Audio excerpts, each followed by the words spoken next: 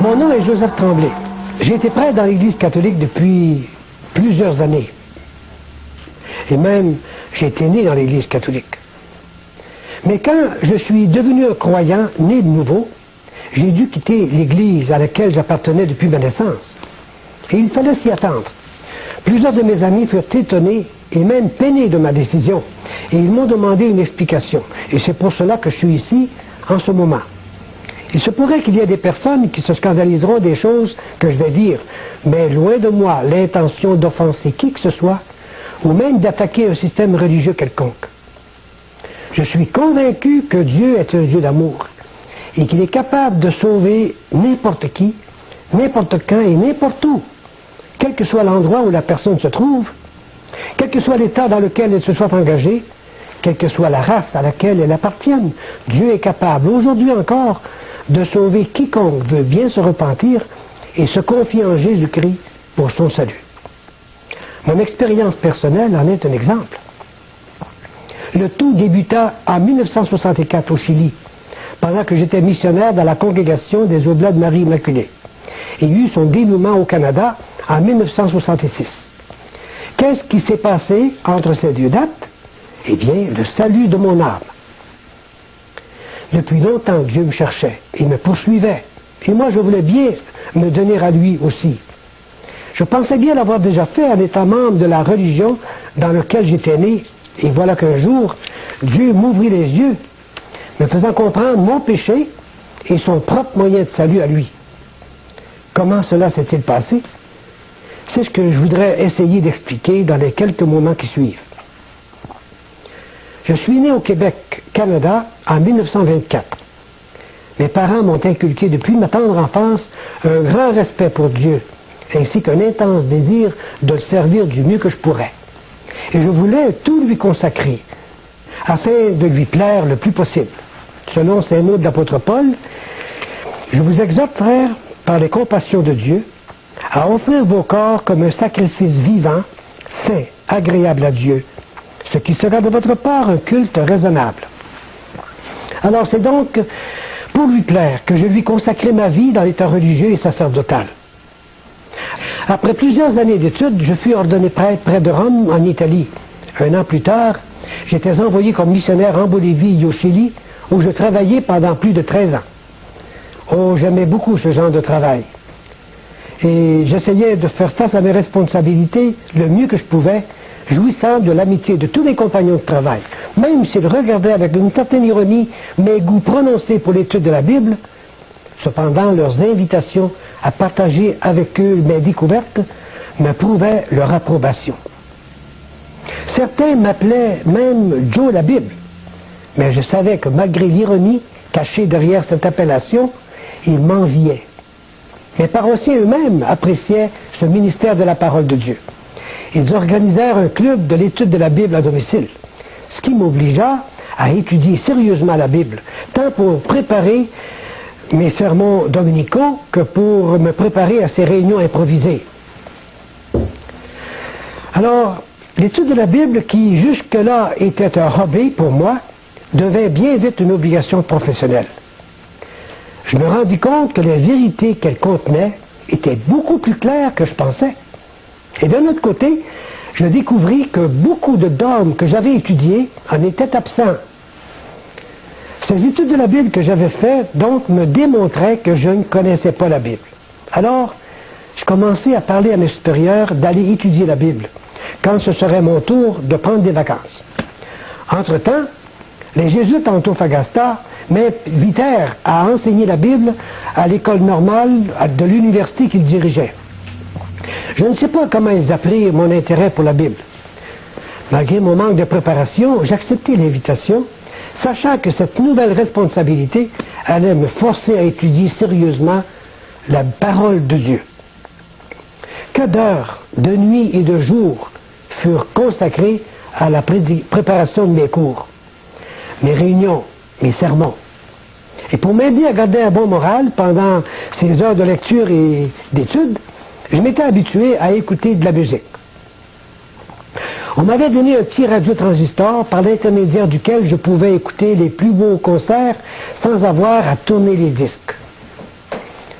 C'est ainsi qu'un jour, je me rendis compte que c'était des beaux cantiques religieux qui me parvenaient. J'entendais le mot Jésus à travers, de temps en temps, pendant que je lisais la Bible et que je lisais des commentaires. L'ambiance était vraiment propice. Mais ces cantiques durèrent peu. Ils furent remplacés par une sorte de lecture de la Bible. Et le dernier verset qui a été lu a attiré mon attention très fortement. Celui qui n'a point connu le péché, Dieu l'a fait devenir péché pour nous, afin que nous devenions en lui justice de Dieu. D'abord, je fus tenté de changer de poste, car cela me dérangeait beaucoup d'entendre parler pendant que j'étudiais. Et en plus, je me disais, qu'est-ce que ce ministre peut bien avoir de bon à m'enseigner? Moi, avec tous mes grades, je peux lui en montrer. Mais après une courte hésitation, j'optai pour écouter ce qu'il avait à dire. Et vraiment, j'appris des choses merveilleuses concernant la personne du Seigneur Jésus-Christ. J'étais même rempli de confusion, sachant que je n'aurais sans doute jamais pu en faire autant. Il me semblait que c'était Jésus qui me parlait, qui était là devant moi. Et combien peu je le connaissais, ce Jésus, qui pourtant faisait le sujet de mes pensées, de mes études. Je le sentais bien loin de moi. C'était la première fois que ce sentiment semblable venait à mon esprit concernant Jésus. Il me parut comme un étranger à ma vie. Il me semblait que tout mon être était vide. C'était comme un immense vide autour duquel j'avais monté tout un échafaudage de principes et de dogmes théologiques, bien beaux, bien charpentés, bien illustrés, mais qui ne touchaient pas mon âme, qui n'avaient pas changé mon cœur. Je sentis un vide immense en moi, et en dépit du fait que je continuais à étudier et à me gorger de lecture, de prière et de méditation, ce vide allait grandissant chaque jour davantage. Et je continuais à écouter à ce même poste tous les programmes que je pouvais. Et j'appris que cela venait de Quito, Équateur. C'était HCJB. J'appris aussi que ce poste était exclusivement consacré à prêcher l'Évangile dans le monde entier. Parfois, j'étais vraiment touché par tout ce que j'entendais. Et j'écrivais au poste directement pour les remercier et leur demander des renseignements. Ce qui me frappa le plus dans tout ce que j'entendais, ce fut l'insistance avec laquelle l'on parlait du salut par grâce, que tout le crédit du salut de l'homme était donné non pas à l'homme sauvé, mais au Seigneur Jésus, l'unique sauveur, que l'homme ne pouvait se glorifier de rien, que ses œuvres n'étaient qu'un vêtement souillé, que la vie éternelle ne pouvait être reçue dans un cœur que comme un don gratuit, que ce n'était pas une récompense en échange de mérite acquis, mais un don non mérité, donné par Dieu à quiconque se repent de ses péchés et reçoit dans sa vie Jésus comme son sauveur personnel. Tout cela était du nouveau pour moi. Tout cela était contraire à ce que ma théologie m'avait enseigné, que le ciel et la vie éternelle ne pouvaient se gagner qu'à coup de mérite, de fidélité, de charité et de sacrifice. Ce que j'avais d'ailleurs essayé de faire durant tant d'années. Et comme résultat de mes efforts, je me disais, je ne suis pas plus avancé qu'avant. Si je commets un péché mortel, je m'en vais en enfer, si je meurs dans cet état-là. Ma théologie m'avait enseigné le salut par les œuvres et les sacrifices. Et je découvre dans la Bible un salut gratuit. Ma théologie ne me donne pas l'assurance du salut. La Bible m'offre cette assurance. Je me vois confus. Peut-être devrais-je arrêter d'écouter ces émissions évangéliques. Cette lutte en moi était en train de prendre d'alarmantes proportions. Je souffrais dans tout mon corps et dans mon cœur aussi. Des maux de tête, insomnie, crainte de l'enfer. Je n'avais plus envie de dire la messe, ni d'entendre des confessions. Mon âme avait davantage besoin de pardon et de consolation que toutes les autres âmes au contact desquelles je venais. Et j'évitais tout le monde. Mais Dieu continuait à me parler dans la solitude de mon cœur angoissé. Tant de questions surgissaient à mon esprit. Tant d'inquiétudes bouillonnaient dans mon cœur.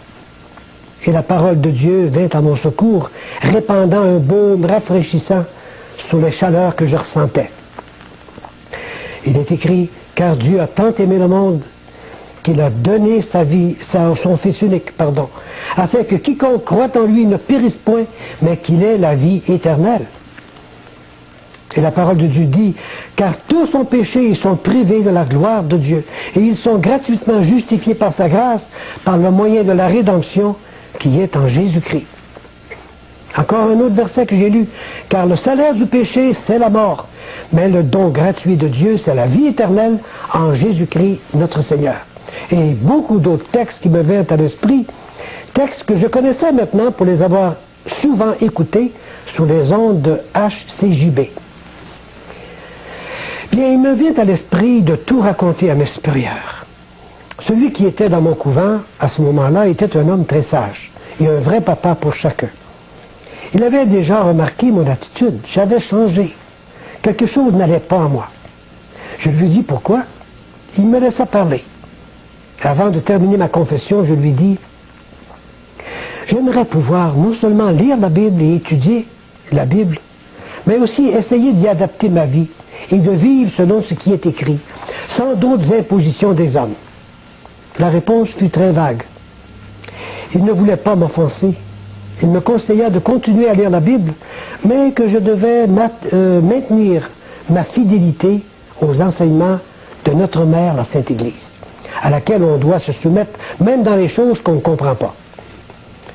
J'écoutais mon supérieur avec tout le respect que je lui devais. Lui-même n'était pas sûr de son salut. Mais dans mon cœur, j'avais perdu la foi dans mon Église, parce qu'elle n'enseignait pas l'assurance du salut. Une fissure s'était faite dans mon cœur qui allait s'agrandir et tout casser, plus vite que je ne croyais. Alors la lumière se fit dans mon cœur au moment où je n'entendais pas du tout. C'était mon tour de prêcher dans la paroisse. Alors, le samedi antérieur, j'avais, comme d'habitude, écouté le programme de Billy Graham à la radio HCJB, l'heure de la décision. C'était le programme qui m'avait beaucoup aidé à préparer mes sermons les dimanches antérieurs. Cette fois-ci, j'avais choisi comme thème de ma prédication l'hypocrisie religieuse, en me prévalant du passage de l'Évangile selon Matthieu, au chapitre 7e, qui dit ceci.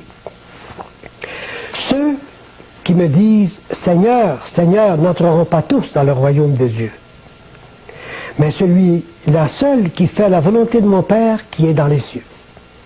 Plusieurs me diront en ce jour-là, « Seigneur, Seigneur, n'avons-nous pas prophétisé en ton nom? N'avons-nous pas chassé des démons en ton nom? N'avons-nous pas fait beaucoup de miracles par ton nom? » Alors je leur dirai ouvertement, « Je ne vous ai jamais connu, retirez-vous de moi, vous qui commettez l'iniquité. » Je connaissais mes paroissiens. Je voulais attirer leur attention sur la vaine gloire que manifestaient certaines personnes devant tout ce qu'elles faisaient de bon, oubliant que bien souvent ces bonnes œuvres ne font que camoufler un cœur pourri. Et à mesure que je parlais, je sentais que la parole de Dieu me revenait à moi comme une balle de ping-pong qui vous revole dans la figure. Il est curieux de voir comment l'esprit humain, même en quelques secondes, peut établir toute une charpente de pensées qui nécessiterait peut-être des heures pour les mettre en mots. C'est ainsi que pendant que je faisais mon sermon, quelqu'un me parlait dans mon cœur. Il me faisait un sermon exactement adapté à mes besoins personnels. Je pensais, parce que j'étais un religieux et un prêtre, j'étais meilleur que tous ceux qui m'entouraient. Et pourtant, moi aussi, cette parole résonnerait un jour à mes oreilles. « Je ne t'ai jamais connu. Retire-toi de moi. » Et j'entendais mes propres arguments devant cette menace et cette condamnation. Comment est-ce possible, mon Dieu, que tu ne me connaîtras pas? Ne suis-je pas religieux? Ne suis-je pas ton prêtre? Regarde tous les sacrifices que j'ai faits jusqu'à date.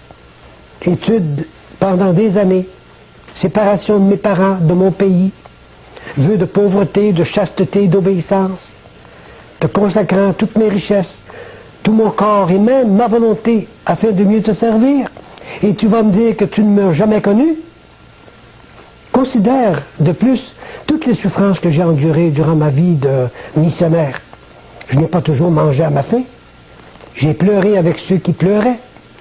J'ai baptisé des centaines de bébés, entendu des milliers de confessions, consolé beaucoup d'âmes éplorées, découragées.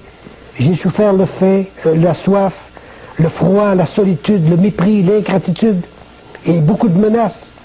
Je suis même prêt à donner ma vie pour toi. Malgré tous ces arguments que j'apportais devant Dieu, cette même condamnation continuait à tinter à mes oreilles. Je ne t'ai jamais connu. Je me trouvais à bout d'arguments et de force. Je sentais que j'allais éclater en sanglots. Et là, devant mes paroissiens, je pleurais. Mes larmes m'empêchèrent de continuer mon sermon. J'étais tout simplement découragé devant cette terrible frustration d'une vie manquée, en face de mes péchés et de la condamnation de Dieu. Oh, tout cela fut trop pour moi. Le célébrant continua à dire sa messe, et moi je sortis de l'église cherchant un refuge dans mon bureau. Et là, la tête penchée sur la table, j'attendis que le calme me revint. Où me réfugier maintenant? Peut-être ma théologie me sauverait-elle si je reviens à elle et en suis fidèlement tous les dogmes et tous les préceptes. Mais cette même théologie à laquelle je voulais m'accrocher de nouveau commençait déjà à souffrir la débandade, les changements, la destruction. Je me tournai vers mes amis. Ils étaient dans la même situation que moi, incertains. Me confier à moi-même, dont je n'y comptais pas. À me voir, je n'étais plus qu'une loque vivante. Je n'en pouvais plus, étant totalement épuisé, déprimé et découragé. Et c'est à ce moment-là que Dieu espérait pour me présenter sa grâce. Quand l'homme est rendu au bout de lui-même, ça donne à Dieu l'occasion de se manifester à lui. Et voici un verset qui m'a beaucoup aidé. Car c'est par grâce que vous êtes sauvés, par le moyen de la foi. Et cela ne vient pas de vous. C'est le don de Dieu. Ce n'est pas par les œuvres, afin que personne ne se glorifie. Et c'est par cette promesse et cette première parole que Dieu se présenta à moi dans son salut. C'est par elle que j'ai compris mon erreur et le pourquoi du rejet de Dieu. Avec raison, il ne me connaissait pas. Je voulais me sauver par mes œuvres, et Dieu, lui, voulait me sauver par sa grâce. Quelqu'un d'autre s'était déjà occupé de mes péchés et du châtiment qui y était attaché. Le Seigneur Jésus-Christ. Il est mort sur la croix pour cela. C'est pour le péché de quelqu'un d'autre qu'il est mort, pas pour lui, parce que lui, il n'a jamais péché. C'est pour le péché de qui alors? Ne serait-ce pas pour les miens? Oh oui, c'était pour les miens. Et je me souviens des paroles du Seigneur. Venez à moi, vous tous qui êtes fatigués et chargés, et je vous donnerai du repos. Je compris que je devais aller à Jésus si je voulais avoir l'assurance de mon salut et le repos de mon âme. Cette parole du Seigneur Jésus qui m'était venue à la mémoire me semblait si claire maintenant que c'était comme si le Seigneur Jésus était à mes côtés, en chair et en eau. J'eus alors la tentation de lui demander « Mais où es-tu, Seigneur ?» Avant même que ce cri d'impatience s'élève de mes lèvres, une autre parole du Seigneur me revint à l'esprit. « Voici, je me tiens à la porte et je frappe. Si quelqu'un entend ma voix et ouvre la porte, j'entrerai chez lui, je souperai avec lui et lui avec moi. » Alors, je lui ouvris la porte de mon cœur. Maintenant, je savais où était le Seigneur Jésus. Il était bien moins loin que je ne le croyais. Et je m'empressai de l'inviter à entrer dans mon cœur, dans ma vie. Et cela sans prendre le temps d'aller demander des permissions à un autre homme. Je lui dis, « Seigneur, entre dans mon cœur. Sois-en le chef. Prends-en le contrôle de ma vie, ô Sauveur bien-aimé. » À partir de ce moment-là, je savais que j'étais libéré de ce châtiment qui m'avait menacé durant si longtemps. J'étais sauvé, pardonné. J'avais la vie éternelle. Et j'en avais l'assurance, parce que Dieu dit dans sa parole. Mais à tous ceux qui l'ont reçu, à ceux qui croient en son nom, elle a donné le pouvoir de devenir enfants de Dieu, lesquels sont nés non du sang, ni de la volonté de la chair, ni de la volonté de Dieu, ni de la volonté de l'homme, mais de Dieu. J'étais donc devenu un enfant de Dieu. Et Dieu était devenu mon Père. Et ce Dieu qui était devenu mon Père commença une œuvre merveilleuse en moi. Je compris alors cette parole que j'avais entendue si souvent. Celui qui n'a point connu le péché, Dieu l'a fait devenir péché pour nous, afin que nous devenions en lui justice de Dieu. Et je me souviens aussi de cette autre parole du Seigneur Jésus-Christ que j'ai lue dans la Bible. Le châtiment qui nous donne la paix est tombé sur lui. Qu'est-ce qui s'est passé dans la suite? Eh bien, je continuais mon ministère sacerdotal du mieux que je pouvais. Mais peu à peu, je sentais que j'étais comme un étranger dans cet état. Je sentis que cette grâce qui m'avait sauvé, qui avait fait de moi un enfant de Dieu, allait entrer en conflit avec les œuvres de l'état dans lequel j'essayais de vivre. J'étais heureux parce que j'avais l'assurance de mon salut, mais j'étouffais en même temps, dans un cadre qui essayait de me pousser à faire des œuvres pour mériter mon salut. Le salut, je l'avais. Alors ces œuvres ont été mises de côté, les unes après les autres. Même ma prédication changea d'orientation et de présentation. Tout ce qui m'intéressait maintenant, c'est ce que Jésus avait fait et ce qu'il était. De sorte que je délaissais les thèmes préparés d'avance par l'organisation liturgique du diocèse pour consacrer tous mes efforts sur la personne et l'œuvre de mon Sauveur bien-aimé, le présentant comme tel aux paroissiens qui étaient abasourdis, ahuris, mais bien souvent aussi édifiés. Quoique je me sentais à l'aise envers Dieu, en ce qui concerne le salut parfait opéré par lui, en moi, par son Fils, cependant, je ne me sentais pas à l'aise envers moi-même, ni envers les gens qui m'entouraient. Je portais un costume qui montrait que je suivais une religion basée sur des œuvres pour être sauvé. Tandis que dans mon cœur, je savais que Dieu m'avait pardonné sur la base de ce que son Fils avait fait une fois pour toutes sur la croix du Calvaire. Un sentiment d'hypocrisie s'empara de moi, produisant une situation qui allait devenir intenable, insupportable. Et c'est alors que je demandais à mes supérieurs d'accepter ma démission, sans trop comprendre pourquoi je voulais partir. Ils m'avaient en effet choyé de bien des manières. Rien ne me manquait. Selon eux, c'est vrai que rien ne me manquait en ce qui concerne le vêtement, le manger, le logement, la santé. Mais maintenant que j'avais l'assurance de mon salut, le Seigneur Jésus était devenu mon maître, je n'avais plus rien à faire pour me mériter ce salut gagné pour moi par Christ à un si grand prix. Vous savez, quand un criminel vient au Seigneur en se confiant en lui pour son salut, il ne fait plus les choses criminelles qu'il faisait. Quand un drogué, par exemple, vient au Seigneur, il ne se drogue plus. Quand un adultère vient au Seigneur, il ne commet plus de péché d'adultère. Cela signifie que ce salut, le salut que quelqu'un expérimente, change sa vie. Quant à moi, je n'avais pas commis de grands crimes. Je ne m'adonnais pas à la drogue, ni à d'autres péchés qui auraient pu me classer parmi les grands pécheurs, comme on dit.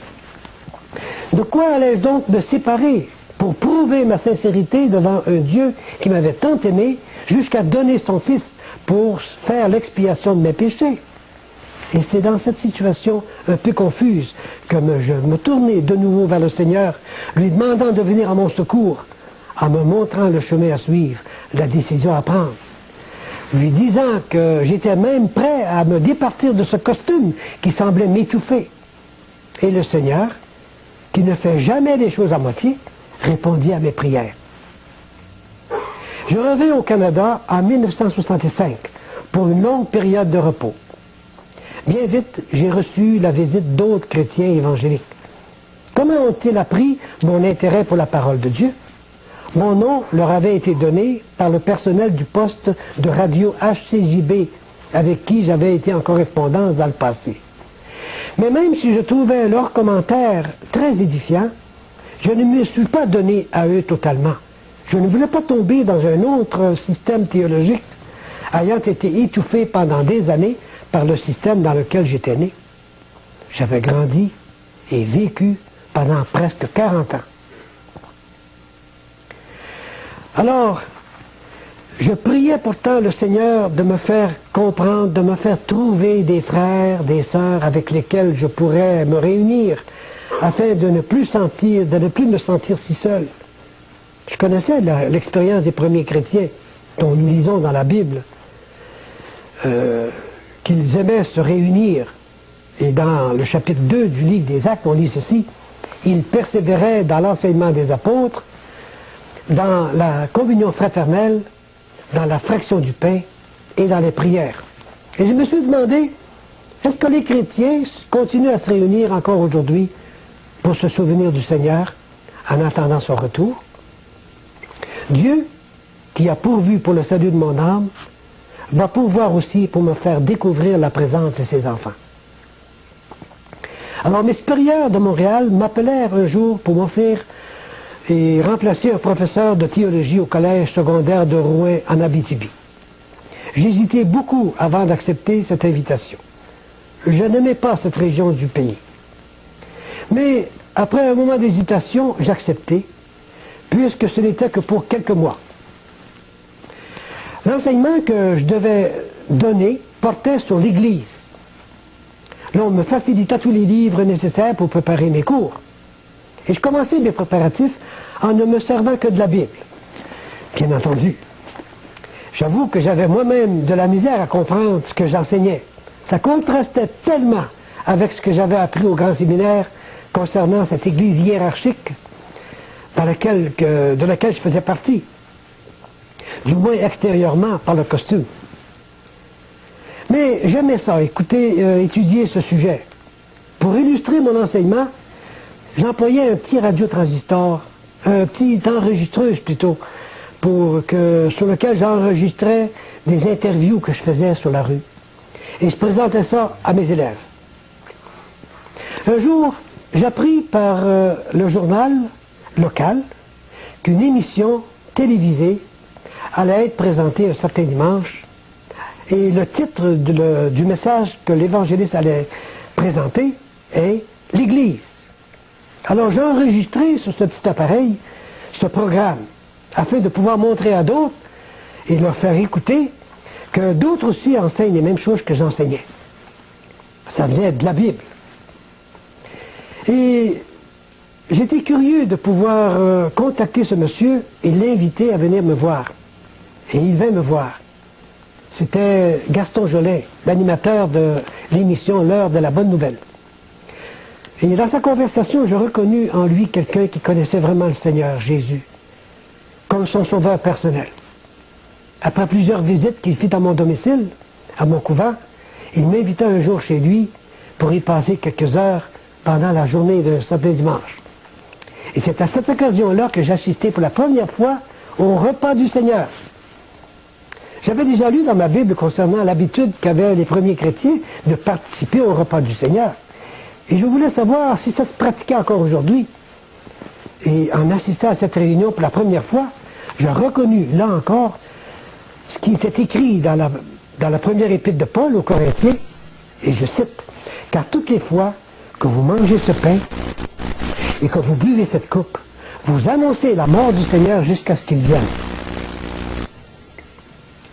Dieu avait répondu à mes prières. Il m'avait conduit à des frères et des sœurs dans le Seigneur qui se réunissaient au nom du Seigneur pour se souvenir de lui jusqu'à ce qu'il vienne. Oh, j'étais très heureux. Peu de temps après, j'écrivis à mes supérieurs à Montréal, leur annonçant la nouvelle que j'avais trouvé ma famille et leur demandant de bien vouloir m'obtenir la dispense de mes vœux, de ne plus me considérer comme membre de leur Église, que ma vie dorénavant, le Seigneur Jésus allait s'en occuper. Et c'est ainsi que le Seigneur m'a libéré. Non seulement de mes péchés et de la condamnation qui y était attachée, mais aussi de tout système d'hommes qui écrase et étouffe. Une grave question s'est posée. J'ai été sauvé, je me suis demandé si j'allais continuer dans la religion dans laquelle j'avais grandi. D'ailleurs, plusieurs m'ont souvent posé cette question. Pourquoi n'avez-vous pas continué à pratiquer la religion catholique après avoir été sauvé? Donc, chacun devrait se poser cette question et chercher dans la Bible, dans la parole de Dieu, la réponse que Dieu donne à cette grave question. C'est d'ailleurs ce que j'ai fait. Et en décrivant mon exercice spirituel devant cette grande question et la manière dont le Seigneur m'a dirigé, peut-être que d'autres personnes seraient-elles aidées à résoudre aussi leurs problèmes. Il y a deux textes qui se sont présentés à mon esprit dès le début, qui allaient donner une nouvelle orientation à ma vie. Le premier se trouve dans la Corinthiens. Ne vous mettez pas avec les infidèles sous un joug étranger. Car quel rapport y a-t-il entre la justice et l'iniquité? Ou qu'y a-t-il de commun entre la lumière et les ténèbres? Quel rapport y a-t-il entre Christ et Bélial? Et quelle part a le fidèle avec l'infidèle? Quel rapport y a-t-il entre le temple de Dieu et les idoles? Car nous sommes le temple du Dieu vivant, comme Dieu l'a dit. J'habiterai et je marcherai au milieu d'eux. Je serai leur Dieu et ils seront mon peuple. C'est pourquoi sortez du milieu d'eux et séparez-vous, dit le Seigneur. Ne touchez pas ce qui est impur et je vous accueillerai. Je serai pour vous un père et vous serez pour moi des fils et des filles, dit le Seigneur Tout-Puissant. Ici, le Seigneur me demande de sortir d'un système qui lui déplaît. Et je me demandais, de quel système est-il question? On m'avait toujours enseigné que ma religion était la meilleure, et qu'en dehors de l'Église, point de salut. Peut-être ne voulait-il pas viser ma religion, après tout. Le second texte se trouve dans le livre de l'Apocalypse, au chapitre 18e. Et on lit ceci. « Et j'entendis du ciel une autre voix qui disait, « Sortez du milieu d'elle, mon peuple, afin que vous ne participiez point à ses péchés, et que vous n'ayez point part à ses fléaux, car ses péchés se sont accumulés jusqu'au ciel, et Dieu s'est souvenu de ses iniquités. » Eh bien ici, Dieu me décrit le système dont il veut que je me sépare, comme étant un système qui est encore dans ses péchés, et continue à pécher contre Dieu, comme en lui lançant des flèches. Mais quel était le système dont il est fait mention? Est-ce possible que j'en fasse partie sans le savoir? Et c'est alors que j'ai passé en revue toute ma vie, vérifiant par les Écritures tout ce que je faisais et tout ce que j'étais. Tout comme on le lit dans le livre des Actes concernant les chrétiens de Bérée, qui dit ceci: ces Juifs avaient des sentiments plus nobles que ceux des Thessaloniques. Ils reçurent la parole avec beaucoup d'empressement. Ils examinaient chaque jour les Écritures pour savoir si ce qu'on leur disait était exact. Alors je me suis donc mis à étudier les Écritures pour savoir si ce qu'on m'avait enseigné et ce que je faisais était conforme à la parole de Dieu. Et le résultat de mon examen, eh bien voici le résumé dans les quelques lignes ou dans les quelques paroles qui suivent. D'abord, ce fut la question de l'assurance de mon salut, naturellement. Mon Église m'avait enseigné que personne ne pouvait être sûr d'aller au ciel avant de mourir. Et même elle menaçait d'excommunication quiconque oserait penser le contraire. Mais nous lisons dans la parole de Dieu, « Je vous ai écrit ces choses afin que vous sachiez que vous avez la vie éternelle, vous qui croyez au nom du Fils de Dieu. » Dieu donc dit à quiconque croit en son Fils pour son salut, « Oui, sache que tu as la vie éternelle. » Alors c'est ce que j'ai fait. Je me suis repenti et j'ai mis ma foi pour mon salut dans la personne et l'œuvre du Seigneur Jésus-Christ. Donc je sais que je suis sauvé. Les hommes avec leur théologie disent « Non, tu ne peux pas être sûr. Personne ne peut être sûr. » Qui a raison? C'est Dieu, naturellement. C'est juste pour que nous ayons l'assurance d'être sauvés que Dieu a dit ces choses dans la parole. Un autre point qui m'a paru être en désaccord avec la parole de Dieu, c'est la question du pardon des péchés. C'est un grand problème que l'homme veut résoudre. Eh bien, ce grand problème, c'est celui de savoir comment ces péchés peuvent être pardonnés et que seul le Seigneur Jésus peut les pardonner. En ce qui me concerne, j'avais fait tout ce qui était à mon pouvoir pour obtenir cette sécurité et cette paix, en me soumettant à tout ce que mon Église m'avait enseigné. Chaque semaine, après avoir fait mon examen de conscience, je me confessais à un autre prêtre. Et après avoir reçu l'absolution, j'accomplissais la pénitence qui m'avait été imposée. en y ajoutant souvent d'autres prières de mon cru, souvent en élevant mes bras en forme de croix. Et malgré tout cela, j'étais toujours dans un état de tourment intérieur, essayant de découvrir quelle sorte de péché j'aurais pu avoir caché dans le fond de mon cœur et que j'aurais oublié de confesser. Quel tourment! Je n'ai jamais été sûr que mes péchés étaient vraiment pardonnés. Mais quand j'eus rencontré Christ, j'ai trouvé la paix, la vraie, celle dont parle la Bible. Et je cite, « Étant donc justifiés par la foi, nous avons la paix avec Dieu par notre Seigneur Jésus-Christ. » Il y a un autre verset qu'on lit, « Tous les prophètes rendent de lui le témoignage que quiconque croit en lui reçoit par son nom le pardon des péchés. » Ces paroles sont de Dieu même, parlant par la bouche ou la plume de Pierre ou de Paul. C'est ce grand apôtre Pierre en particulier, à qui le Seigneur Jésus avait dit, « Ceux à qui vous pardonnerez le péché, ils leur seront pardonnés. Et ceux à qui vous les retiendrez, ils leur seront retenus. » Ce n'est pas vers sa propre personne que Pierre demande aux gens de venir pour qu'ils confessent leurs péchés. Comment se fait-il que l'on m'ait enseigné que confesser nos péchés à un autre homme avait été ordonné par le Seigneur Jésus? Le Seigneur Jésus a demandé à ses apôtres et à tous ses disciples de prêcher l'Évangile qui donnerait aux gens l'opportunité de savoir que leurs péchés pouvaient être pardonnés. Et je cite un passage dans la première épître aux Corinthiens. « Je vous rappelle, frères, l'Évangile que je vous ai annoncé, que vous avez reçu, dans lequel vous avez persévéré et par lequel vous êtes sauvés, si vous le retenez dans les termes que je vous l'ai annoncés. Autrement, vous auriez cru en vain. Je vous ai enseigné avant tout, comme je l'avais aussi reçu, que Christ est mort pour nos péchés, selon les Écritures, qu'il a été enseveli et qu'il est ressuscité le troisième jour, selon les Écritures. » C'est donc vrai que par l'Évangile, nous venons à connaître Christ et que nos péchés sont pardonnés par lui pour quiconque met sa foi en lui pour son salut. Moi, je me suis confié à lui pour mon salut, donc mes péchés sont pardonnés. Parfois, il y a des doutes qui surviennent, mais je me dis, le Seigneur m'a dit, et il a raison. C'est lui qui me donne l'assurance et cela me suffit. Et j'ai la paix dans mon cœur. C'est sans doute cela qu'a compris Corneille, dont parle le livre des Actes. Et je cite, « Cet homme était pieux et craignait Dieu, avec toute sa maison. Il faisait beaucoup d'aumônes au peuple. Il priait Dieu continuellement. Un ange lui apparut tout à coup, il lui ordonna de faire venir l'apôtre Pierre, qui lui parlerait du Seigneur, et lui dirait, remarquez bien, il lui dirait des paroles par lesquelles il serait sauvé, lui et toute sa maison. » En d'autres termes, il fallait que Corneille entende les paroles de l'Évangile s'il voulait être sauvé. Si Corneille reçoit cet Évangile qui sauve, alors ses péchés seront pardonnés. Quel soulagement! Savoir que le pardon des péchés s'obtient non par une série interminable de prières, de sacrifices, de pratiques religieuses, mais plutôt en mettant sa foi dans la personne et l'œuvre du Seigneur Jésus.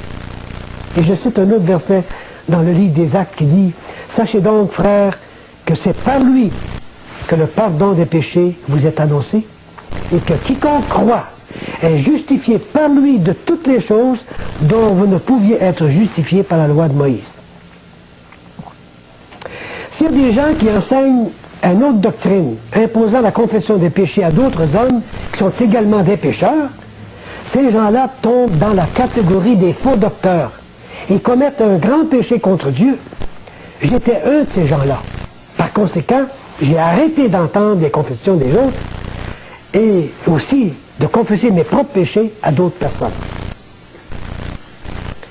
Selon la Bible, le salut est totalement gratuit. J'avais été obligé de faire tant de choses, tant de cérémonies et de prières pour m'assurer une bonne place dans le ciel. Et cependant, je n'étais jamais sûr, certain, de pouvoir me présenter devant Dieu. Et cela en dépit de ma fidélité à remplir mes obligations comme prêtre, comme religieux. J'avais lu dans la Bible plusieurs fois ce passage sans que je me pose des questions. Et voici le passage. « Car c'est par la grâce que vous êtes sauvés, par le moyen de la foi. Et cela ne vient pas de vous, c'est le don de Dieu. Ce n'est point par les œuvres afin que personne ne se glorifie. » Mais c'est comme si mon intelligence aurait été enténébrée. Une fois que j'ai été sauvé, et alors que je continuais à faire mon travail de prêtre, une voix intérieure me demandait « Pourquoi récites-tu ce rosaire? Ne sais-tu pas que le salut est une grâce de Dieu, un don, un cadeau de Dieu? » Alors, en obéissance à la parole de Dieu, j'ai arrêté de faire les choses que j'avais l'habitude de faire dans le but de me gagner mon salut et une meilleure place dans le ciel. Quand je les faisais, c'était comme si je méprisais le Seigneur Jésus. C'était comme s'il n'avait pas fait assez pour moi, ou bien comme s'il ne l'aurait pas fait avec assez de perfection. Pourtant, ne s'était-il pas écrié du haut de la croix, « Tout est accompli ». C'est pourquoi, comme l'a exprimé l'apôtre Paul, oubliant ce qui est en arrière et me portant vers ce qui est en avant, c'est alors que je commençais à apprécier vraiment la personne du Seigneur Jésus. Appréciation qui est allée sans cesse en grandissant depuis lors, à mesure que je délaissais ces pratiques du passé. En me rappelant ce verset, le don gratuit de Dieu, c'est la vie éternelle par Jésus-Christ notre Seigneur. Sur la base de la gratuité du salut, je compris en même temps que les œuvres méritoires, les indulgences, les prières répétées, les neuvaines, les pèlerinages, les œuvres de charité, et j'en passe, tout cela devait être abandonné, mis de côté, puisqu'elles ne pouvaient pas non plus me gagner le salut de Dieu, ni son ciel. Dieu avait dit, nous sommes tous comme des impurs, et toute notre justice est comme un vêtement souillé. Je compris en même temps que, si bien le salut de Dieu ne peut pas s'acheter, cependant il y a des œuvres qui suivent le salut, qui sont des résultantes du salut. Comme on dit dans la parole, dans Éphésiens chapitre 2, « Car nous sommes son ouvrage, ayant été créés en Jésus-Christ pour de bonnes œuvres que Dieu a préparées d'avance, afin que nous les pratiquions. » Nous ne sommes donc pas sauvés par des bonnes œuvres, mais une fois que nous sommes sauvés, nous devons faire les œuvres que Dieu veut qu'on fasse. Une des cérémonies que j'avais l'habitude de faire, et pour laquelle d'ailleurs j'avais été ordonné prêtre, c'était la Sainte Messe. On m'avait enseigné que la messe, et j'en donne une définition, c'est le renouvellement du sacrifice du calvaire fait d'une manière non sanglante pour le pardon des péchés des vivants et des morts. J'avais voulu justement devenir prêtre dans l'église de Rome pour pouvoir célébrer la Sainte Messe et ainsi avoir mes péchés pardonnés et pardonner les péchés des autres. Mais en lisant la Bible, je me rendis compte très vite que cette définition donnée à la messe était en contradiction avec la parole de Dieu dans toutes ses parties. En lisant l'Épître aux Hébreux et en méditant sur le caractère non transmissible du sacerdoce de Christ, je fus frappé par l'emploi fréquent de l'expression « une fois pour toutes ».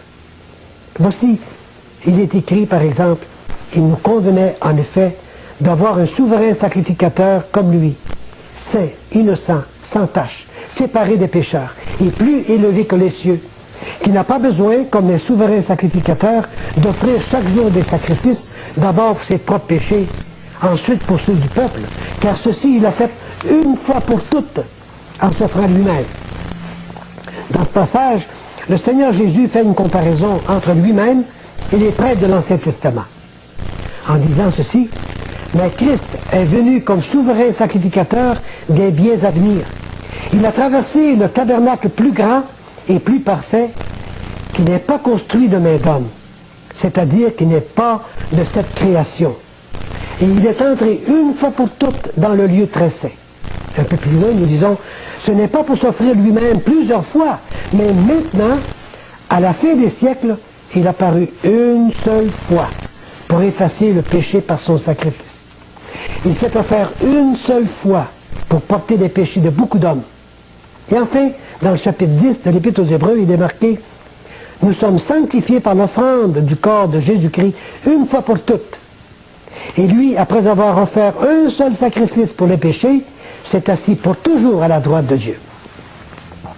Tout ceci signifie que le sacrifice du Seigneur Jésus-Christ ne peut pas être renouvelé ni répété parce que lui, il l'a fait à la perfection et que nos péchés furent effacés complètement. Mais l'homme insiste. Nous devons renouveler le sacrifice du calvaire. Dieu dit non.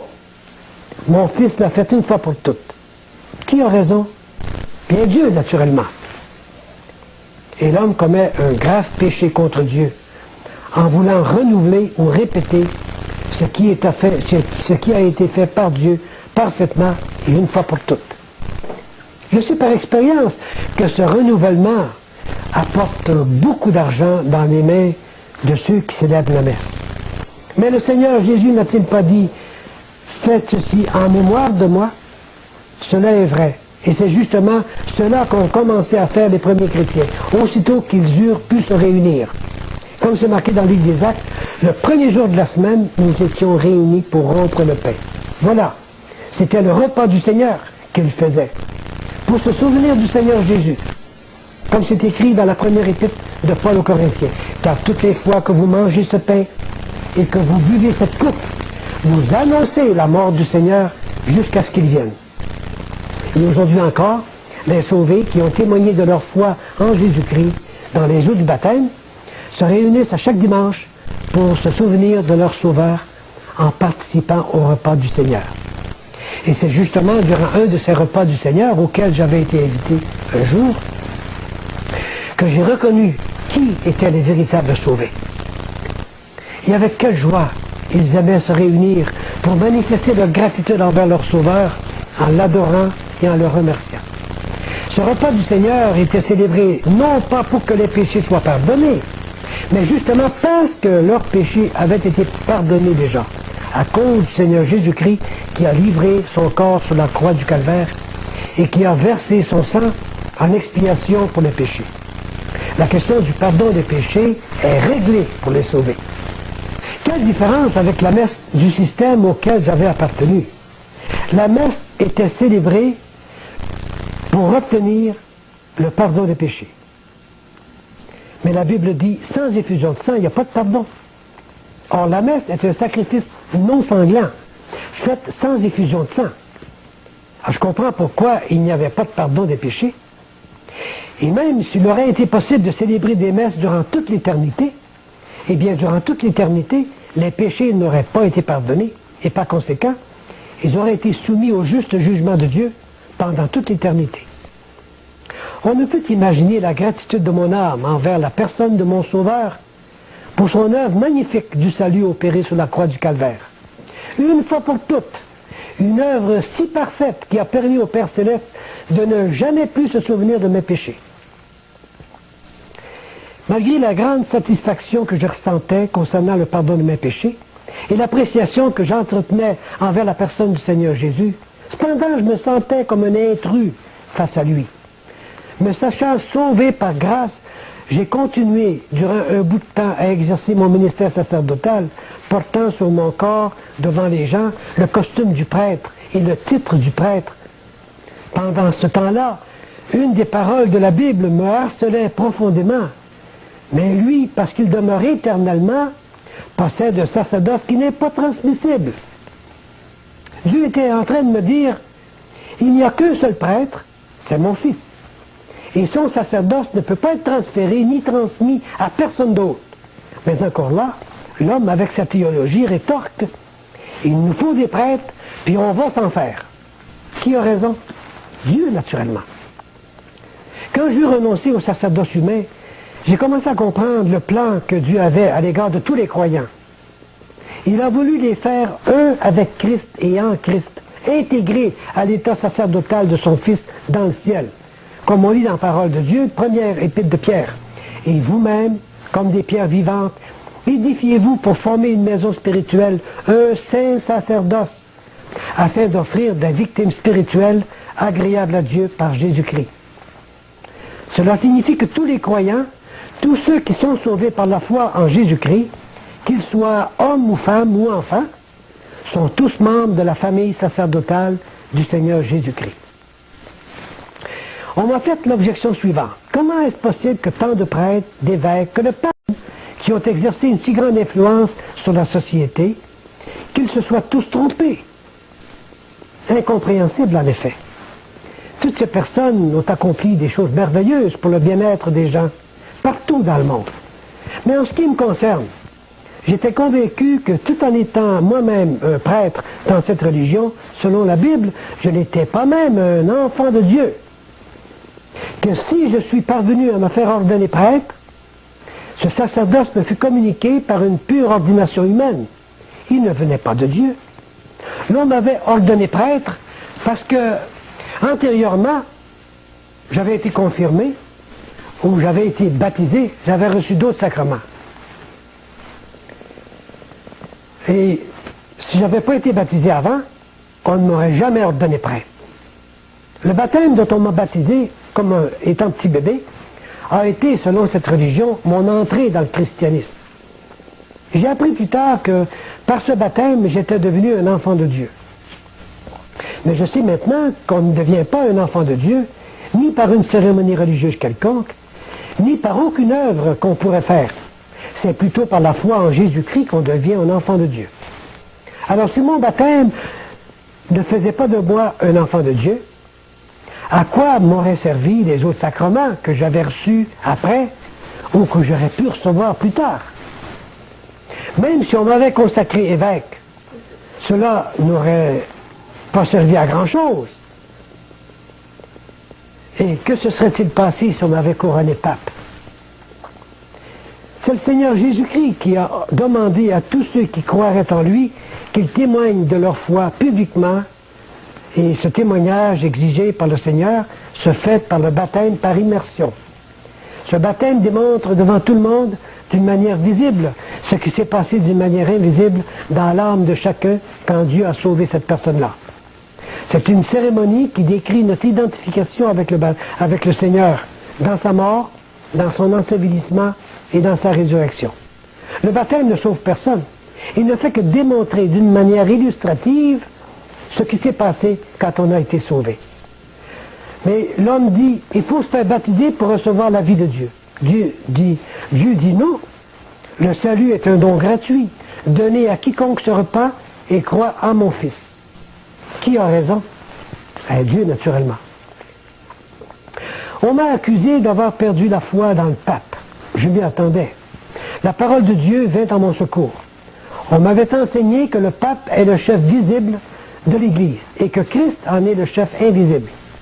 Et pour me le prouver, on m'a cité les paroles que le Seigneur Jésus a dites un jour à l'apôtre Pierre.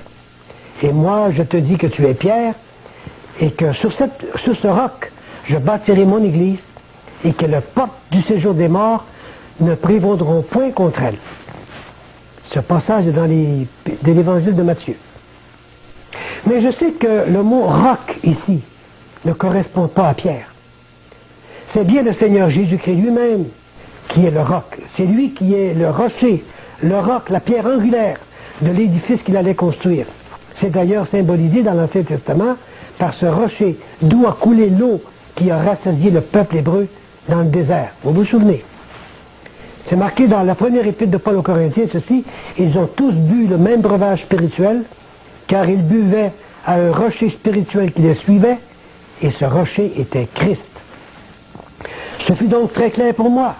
C'est pourquoi, quand j'eus quitté l'Église, dont je faisais partie, j'ai eu la liberté de donner à mes amis la réponse suivante. Oui, c'est vrai, j'ai perdu la foi dans le pape. Ou plutôt, cette foi que j'avais déposée dans le pape, je la retirai de lui pour la déposer sur le vrai chef de l'Église. La vraie tête, l'unique tête, c'est le Seigneur Jésus-Christ. Depuis lors, je demande à Dieu que beaucoup de gens puissent ouvrir les yeux aussi, incluant le pape, pour qu'ils en viennent à se repentir de leurs péchés, comme je le fis un jour, et qu'ils mettent leur foi pour leur salut dans la personne et l'œuvre du Seigneur Jésus-Christ. C'est d'ailleurs ce que fit l'apôtre lui-même quand il a répondu au Seigneur, « Tu es le Christ, le Fils du Dieu vivant. » Ces paroles ne venaient pas de la tête de Pierre, comme le Seigneur Jésus le lui fit remarquer. Elles venaient du Père Céleste. C'est ce Saint-Esprit qui m'a poussé à mettre ma foi en Jésus-Christ pour mon salut. N'importe qui, entendant la bonne nouvelle de l'Évangile, doit aussi confesser Jésus de la même manière. Il doit déclarer et reconnaître « Tu es le Christ, le Fils du Dieu vivant ». C'est ça la déclaration de foi que le Seigneur Jésus s'attend à entendre de la part de quiconque veut bien le reconnaître comme Sauveur et Seigneur. Je l'ai fait un jour. C'est à votre tour maintenant. Quelle que soit votre position dans l'échelle hiérarchique de votre Église, vous devez répondre personnellement à cette même question du Seigneur, qui pensez-vous que je suis? Et la réponse à cette question déterminera la position de votre âme devant Dieu. Si vous donnez la même réponse que celle donnée par l'apôtre Pierre, vous deviendrez alors non pas un pape, mais bien un enfant de Dieu. L'apôtre Pierre était conscient qu'il n'était pas devenu pape. Il a écrit aux chrétiens de son temps, et cela vaut pour tous les chrétiens de tous les temps, « Voici les exhortations que j'adresse aux anciens qui sont parmi vous, moi, ancien comme eux, témoin des souffrances de Christ. » De plus, jamais l'apôtre Pierre n'a exigé qu'on l'appelle sa sainteté, ni aucun autre titre d'ailleurs. Quand j'étais encore dans le clergé, on m'a souvent appelé révérend père. Combien d'autres titres que l'on donne à d'autres personnes selon les grades qu'elles ont ou les costumes qu'elles portent. En quittant le sacerdoce des hommes, je perdais naturellement le droit de me faire appeler prêtre. C'était mieux ainsi. Il est écrit « N'appelez personne sur la terre votre père, car un seul est votre père, celui qui est dans les cieux. Ne vous faites pas non plus appeler directeur, car un seul est votre directeur, le Christ. » Alors les hommes, cependant, ils ont continué à appeler leurs prêtres révérends, et d'autres révérendissime, monseigneur. Et même ils ont poussé l'insolence jusqu'à employer le titre sa sainteté, ignorant le fait que ce dernier titre ne peut pas être attribué qu'à Dieu seul. C'est lui qui le mérite. Quelle audace! Combien de flèches contre Dieu! Plusieurs de mes amis et collègues ont pensé que le motif qui m'a poussé à quitter l'Église a été celui de pouvoir me marier. Ils ont même allégué que je camouflais ce désir intérieur derrière la façade de l'Évangile. Je laisse à Dieu le soin de s'occuper d'eux et de leur ouvrir les yeux. Quant à moi, j'étais sauvé, j'étais devenu un enfant de Dieu par la foi en Jésus-Christ, et je savais que mon Sauveur et mon Seigneur allait s'occuper de moi dans tous les détails de ma nouvelle vie, et il a fait merveilleusement. 3 années plus tard, il m'a fait rencontrer celle qui, depuis, est mon épouse, Jessie McGowan. C'est une chrétienne expérimentée dans les choses du Seigneur. Parlant de mariage, j'ai appris par la parole de Dieu que le mariage est un état voulu par Dieu pour tout le monde. Personne ne peut mettre d'empêchement à cette volonté de Dieu sans aller à l'encontre de ses plans. Et on lit dans la parole de Dieu ceci, mais l'Esprit dit expressément que dans les derniers temps, quelques-uns abandonneront la foi pour s'attacher à des esprits séducteurs, à des doctrines de démons, par l'hypocrisie de faux docteurs portant la marque de la flétrissure dans leur propre conscience. Ils prescrivent de ne pas se marier et de s'abstenir d'aliments que Dieu a créés pour qu'ils soient pris avec action de grâce par ceux qui sont fidèles et qui ont connu la vérité. Car tout ce que Dieu a créé est bon, et rien ne doit être rejeté pourvu qu'on le prenne avec action de grâce. Donc Dieu dit, le mariage est bon pour tout le monde, mais l'homme rétorque, non, le mariage n'est pas bon pour les prêtres, les religieuses ou les religieux. Qui a raison? C'est Dieu, évidemment. Comme prêtre, je m'engageais à me soumettre au pape et à enseigner et à prêcher des doctrines qui m'étaient imposées.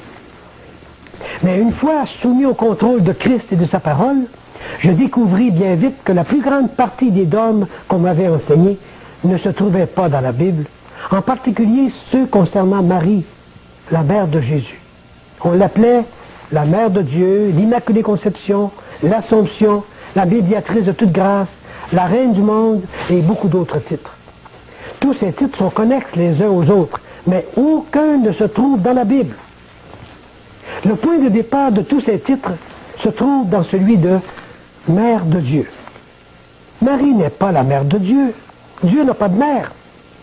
Elle est la mère de Jésus, oui, qui est le Fils de Dieu, qui a pris une nature humaine dans le sein virginal de Marie. Les gens du monde de la théologie ont voulu lui donner le nom de mère de Dieu, et pour légitimer ce titre, ils ont aussi trouvé celui d'Immaculée Conception, naturellement.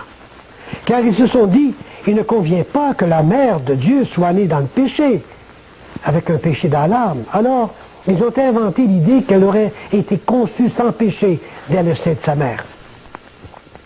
La Bible parle, oui, de quelqu'un qui a vraiment été conçu sans péché dès le sein de sa mère. C'est Jésus. Il a été conçu sans péché par l'opération du Saint-Esprit dans le sein de Marie. C'est marqué dans l'évangile de Luc, ceci. L'ange lui répondit, « Le Saint-Esprit viendra sur toi, et la puissance du Très-Haut te couvrira de son ombre. C'est pourquoi le Saint-Enfant qui naîtra de toi sera appelé Fils de Dieu. » Selon ces paroles de l'ange, c'est le Seigneur Jésus qui est immaculé dans sa conception, et non pas Marie. Selon la Bible, donc, Marie, tout comme les autres personnes qui sont nées dans ce monde, depuis le péché d'Adam, tombe elle-même dans la catégorie des pécheurs. Elle a eu besoin d'un sauveur, tout comme vous et moi. C'est bien ce qu'elle-même a compris quand elle s'est exclamée dans son cantique le Magnificat, « Mon âme exalte le Seigneur, et mon esprit se réjouit en Dieu, mon sauveur. » Si Marie a appelé Jésus son sauveur, c'est qu'elle avait besoin d'être sauvée, d'être bénéficiaire elle aussi de ce salut offert à quiconque se repent et croit. Et comme conclusion, Marie n'est pas immaculée dans sa conception. Si elle n'est pas immaculée dans sa conception, les autres titres qui lui sont attribués ne valent pas non plus.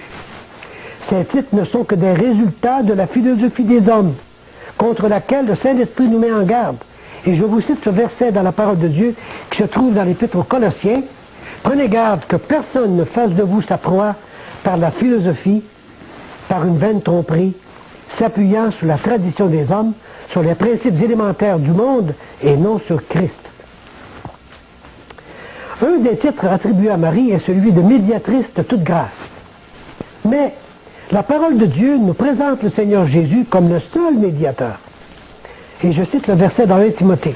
« Car il y a un seul Dieu et un seul médiateur entre Dieu et les hommes, Jésus-Christ homme. » Alors, Marie n'est pas médiatrice. J'aime bien Marie. Elle est la mère de mon Sauveur, le Seigneur Jésus-Christ. De plus, c'est elle qui, en ce qui me concerne, m'a présenté son Fils. Elle m'a mis en contact avec le Sauveur de mon âme. Ce fut en effet une parole sortie de sa bouche lors des noces de Cana qui m'a personnellement permis de porter mon attention vers le Seigneur Jésus-Christ. Elle a dit au serviteur, « Faites tout ce qu'il vous dira. » Eh bien, c'est ce que j'ai fait moi-même. Je me suis mis à l'écoute du Seigneur Jésus, sous l'invitation de Marie. Je me suis mis à l'écoute du Seigneur par la lecture de la Bible, qui est la parole du Seigneur. Le résultat, le salut de mon âme. Je suis sauvé. Marie a appelé Jésus mon Sauveur. Moi aussi, je l'ai appelé mon Sauveur, parce que je l'ai reconnu comme celui qui a porté mes péchés sur la croix, qui est mort à ma place et qui est maintenant vivant pour me donner sa vie et vous la donner à vous aussi. N'aimeriez-vous pas, à votre tour, cher ami, vous mettre à l'écoute du Seigneur Jésus et vous confier à lui pour votre salut? Durant ces dernières années que j'ai vécues dans l'Église, j'ai vu beaucoup de changements s'opérer. Des enseignements différents, des pratiques nouvelles. Maintenant que j'appartiens à l'Église du Seigneur, je regarde en arrière et je me réjouis d'avoir quitté un système humain qui est soumis à tant de changements et qui crée tant de confusion. C'est le sort qui attend toute organisation humaine. Tout ce qui est humain change. Mais la parole de Dieu ne change pas. Le ciel et la terre passeront, mais mes paroles ne passeront point, a dit le Seigneur Jésus. Se confier à cette parole de Dieu donne une grande confiance, une forte assurance et un grand repos d'esprit. Tandis que le fait de se confier dans la parole des hommes, leur doctrine, ne fait que laisser un arrière-goût d'inquiétude, en plus de tomber sous la malédiction de Dieu. On m'a demandé, comment se fait-il que tu aies accepté toutes ces doctrines pendant des années et que maintenant tu les rejettes toutes? Mais la réponse, j'étais aveugle. Maintenant je vois. Le Seigneur Jésus m'a ouvert les yeux du cœur pour que je sois sauvé et les yeux de mon intelligence pour que je comprenne ce qu'il me laisse comprendre par son Saint-Esprit. Il est écrit, si notre évangile est encore voilé, il est voilé pour ceux qui périssent, pour les incrédules dont le Dieu de ce siècle a aveuglé l'intelligence afin qu'ils ne voient pas briller la splendeur de l'évangile de la gloire de Christ qui est l'image de Dieu. J'ai ouvert ma Bible et j'ai laissé Dieu regarder le fond de mon cœur pour qu'il me révèle à moi-même le mal qu'il trouverait à l'intérieur. Et le Saint-Esprit a fait tout le travail. Il m'a convaincu de péché, m'a poussé à la repentance, et il m'a jeté tel que j'étais dans les bras de mon Sauveur. L'Éternel est près de ceux qui ont le cœur brisé. C'est dans le psaume 34 qu'on dit ça. Ce même Saint-Esprit m'a montré que le Seigneur était mort pour moi sur la croix. Que là, ce sont nos souffrances qu'il a portées. C'est de nos douleurs qu'il s'est chargé, frappé de Dieu et humilié. Mais il était blessé pour nos péchés, brisé pour nos iniquités. Le châtiment qui nous donne la paix est tombé sur lui. Et c'est par sa meurtrissure que nous sommes guéris. Nous étions tous errants comme des brebis. Chacun suivait sa propre voie. Et l'Éternel a fait retomber sur lui l'iniquité de nous tous. C'est un beau passage que vous trouverez dans la prophétie du prophète Isaïe au chapitre 53. C'est par ces paroles que j'ai compris jusqu'à quel point le Seigneur Jésus m'a aimé, jusqu'à donner sa vie pour moi. Je ne pouvais plus résister à tant d'amour. Je me suis repenti de mes péchés, j'y ai renoncé, et j'ai invité le Seigneur Jésus à entrer dans ma vie, lui en donnant tout le contrôle. Ne pourriez-vous pas faire la même chose? C'est ainsi que le plan de salut que Dieu avait pour moi et pour le monde a été réalisé pour moi. Celui qui n'a point connu le péché, Dieu l'a fait devenir péché pour nous, afin que nous devenions en lui justice de Dieu. Et qu'est-ce que je fais maintenant? Le Seigneur Jésus a mis dans mon cœur le désir et la volonté de dire à tous ce que Dieu a fait pour moi. C'est l'ordre qu'il a donné aux démoniaques libérés. Vous vous souvenez? Dans l'évangile de Luc, il est dit « Retourne dans ta maison et raconte ce que Dieu t'a fait. » Et il s'en alla, il publia par toute la ville ce que Jésus avait fait pour lui. Ce fut aussi le cri d'enthousiasme de la Samaritaine. Ayant laissé sa cruche, elle s'en alla dans la ville et elle dit aux gens « Venez, venez voir un homme qui m'a dit tout ce que j'ai fait. Ne serait-ce pas le Christ? Et c'est ce que je fais. Depuis que je suis né de nouveau, par la grâce de Dieu, nous passons, mon épouse et moi, tout notre temps à présenter le Seigneur Jésus-Christ au monde comme étant le seul sauveur qui sauve parfaitement quiconque s'approche de Dieu par lui. Dieu m'a même permis d'employer les mêmes moyens de communication par lesquels je suis venu en contact avec sa parole, la radio et la télévision. Eh bien, si vous désirez de plus amples renseignements et informations, je vous invite à m'écrire. Je répète, mon nom, c'est Joseph Tremblay et mon adresse, c'est 17 rue Anceville, Rivière-du-Loup, province de Québec, Canada. G5R 3Z3. Que le Seigneur ouvre vos yeux et vous bénisse.